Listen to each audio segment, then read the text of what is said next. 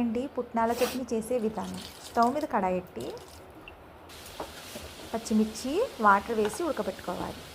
వెల్లుల్లి రెమ్మలు, జీలకర్ర, కొత్తిమీర వేసి బాగా మగ్గనివ్వాలి. మగ్గిన తర్వాత పక్కన మిక్సీ జార్ తీసుకుని పుట్నాల పప్పు,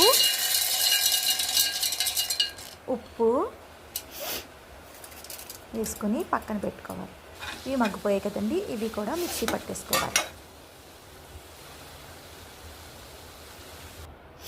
పక్కన కడాయి పెట్టి పోపు దినుసులు వేసుకోవాలి. ఎండుమిర్చి, కరివేపాకు, ఆవాలు, వెల్లుల్లి రెమ్మలు, శనగపప్పు వేసి దోరగా వేపుకొని పక్కన పెట్టుకోవాలి. ఇలా చట్నీ అయిపోయింది కదండి, దీంట్లో పప్పు వేసుకోవాలి. ఎంతో కమ్మగా, ఎంతో టేస్టీగా, ఇడ్లీలోకైనా దోశలోకైనా చాలా కమ్మగా ఉంటుందండి. పుట్నాల చట్నీ రెడీ.